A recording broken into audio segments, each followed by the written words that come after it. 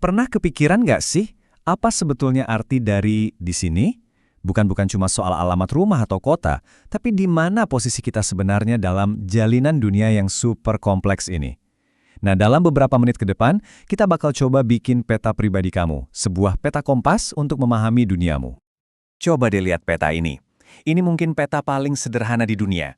Cuma ada satu titik, Anda. Dan dari sinilah kita akan memulai semuanya. Tapi pertanyaan besarnya adalah, apa sih sebenarnya makna dari berada di sini? Ternyata di sini itu, wah, jauh lebih kompleks dari sekedar titik di peta. Titik ini adalah pusat dari berbagai lapisan yang nggak kelihatan. Ada geografi, ekonomi, bahkan sejarah, yang semuanya membentuk dunia kamu. Gimana? Siap buat mengupasnya satu persatu? Oke, kita mulai dari yang paling fundamental dulu ya, yaitu lokasi. Saat kita nanya di mana, ternyata jawabannya ada dua loh. Keduanya sangat berbeda, tapi sama-sama penting. Yang pertama ada yang namanya lokasi absolut. Anggap aja ini alamat permanen kamu di alam semesta, kayak koordinat GPS, nggak akan berubah. Tapi yang kedua ada lokasi relatif, yang ceritanya selalu berubah-ubah. Nilainya itu tergantung sama apa yang ada di sekelilingnya. Dan jujur aja, seringkali inilah yang justru lebih menentukan nasib kita. Dan buktinya ada di mana-mana loh dalam hidup kita sehari-hari. Lokasi absolut Indonesia ngasih kita iklim tropis yang gitu-gitu aja. Tapi coba deh lihat, begitu ada jalan tol baru dibangun, lokasi relatifnya berubah, dan harga tanah di sekitarnya bisa langsung meroket. Setiap kali kamu buka aplikasi ojek online, sadar gak? Kamu itu lagi main-main di dua dunia ini sekaligus.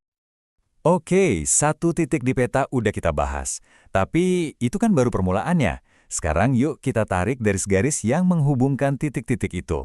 Soalnya setiap tempat dan setiap orang itu terhubung dalam sebuah jaring raksasa. Dan koneksi inilah yang bikin dunia kita terus berputar. Nah, kekuatan super di balik semua koneksi ini namanya komplementaritas regional. Kedengarannya rumit ya, tapi intinya super simple. Aku punya apa yang kamu butuhin, dan kamu punya apa yang aku butuhin. Inilah mesin yang menggerakkan perdagangan sejak zaman dulu kala. Jadi, menurut seorang ahli geografi, Edward Ullman, ada 3 resep rahasia supaya interaksi ini bisa kejadian. Pertama, harus ada saling butuh. Kedua, nggak ada pilihan lain yang lebih gampang atau lebih dekat. Dan yang terakhir, dan ini penting banget, harus ada jembatannya. Jalan yang bagus, biaya kirim yang murah. Kalau 3 syarat ini terpenuhi, boom, koneksi pun tercipta. Oke, peta kompas kita udah mulai kelihatan bentuknya. Sekarang waktunya kita kasih background, kita kasih panggungnya. Karena kita ini nggak cuma hidup di planet ini, kita hidup bersamanya. Lingkungan fisik adalah panggung raksasa yang menentukan semua aturan mainnya. Kita sering banget kan, ketukar antara cuaca sama iklim. Gini deh cara gampang ingatnya. Cuaca itu moodnya planet kita hari ini. Bisa tiba-tiba hujan, tiba-tiba panas, tapi iklim itu kepribadiannya. Dan memahami kepribadian planet kita itu adalah kunci buat bisa bertahan hidup. Nah, kalau ngomongin Indonesia, posisi geologis kita di cincin api itu benar-benar kayak pedang bermata dua. Di satu sisi, posisi ini ngasih kita anugerah berupa tanah paling subur di dunia. Tapi di sisi lain, ya kita ini hidup di atas panggung geologis yang paling aktif dan kadang paling berbahaya. Inilah kenyataan yang tergambar jelas di peta kompas kita. Di atas panggung alam yang megah tadi, kita para manusia membangun dunia kita sendiri. Jadi, lapisan berikutnya di peta kompas kita adalah tentang masyarakat, gimana caranya kita bekerja sama, dan ya, terkadang bersaing, untuk bisa hidup bareng. Coba deh pikirin, setiap barang yang kamu pegang hari ini, entah itu HP kamu atau kopi yang lagi kamu minum, semuanya itu udah ngelewatin 3 tahap perjalanan ini. Diproduksi, didistribusikan, dan akhirnya dikonsumsi. Inilah detak jantung ekonomi dunia. Sebuah siklus tanpa henti yang menghubungkan kita semua tanpa kita sadari. Tapi masyarakat itu kan lebih dari sekedar uang dan barang, ya kan?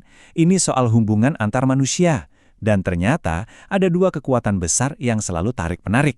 Ada kekuatan asosiatif yang membangun jembatan, kayak gotong royong. Tapi ada juga kekuatan disosiatif yang membangun tembok. Contohnya kayak persaingan bisnis yang ketat. Setiap hari, kita semua menari di antara 2 kekuatan ini. Wah! Peta kompas kita udah hampir jadi nih. Tapi ada satu lapisan terakhir. Lapisan yang nggak kelihatan, tapi justru paling dalam. Waktu. Karena setiap jangkal tanah yang kita injak sekarang, itu sedang membisikkan cerita dari masa lalu. Inilah kenapa definisi sejarah sebagai pohon itu indah banget. Itu ngingetin kita kalau masa kini itu nggak tiba-tiba muncul. Masa kini itu tumbuh dari akar-akar masa lalu.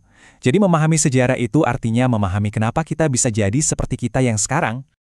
Terus gimana caranya kita nyusun lagi puzzle masa lalu yang udah acak-acakan ini? Nah, para sejarawan itu kerjanya mirip detektif waktu. Mereka menggali 3 jenis bukti. Ada catatan tertulis, ada artefak-artefak bisu yang ditinggalkan, dan ada juga cerita lisan yang diwariskan dari generasi ke generasi. Masing-masing ngasih kita sepotong kebenaran. Dan inilah dia hasilnya. Dari satu titik kecil tadi, sekarang kita punya sebuah peta kompas yang utuh. Lapisan lokasi, koneksi, lingkungan, masyarakat, dan sejarah semuanya menyatu, menunjukkan di mana posisi kamu yang sesungguhnya dalam gambaran besar dunia ini. Jadi, setelah kita bongkar semua ini, pertanyaan kamu di mana rasanya jadi kurang dalam, ya kan? Pertanyaan yang sebenarnya adalah, siapa kamu di dalam peta ini? Peta kompas ini adalah alat untuk memahami duniamu, dan yang lebih penting lagi untuk memahami dirimu sendiri. Jadi, gimana cerita yang ditunjukkan oleh petamu?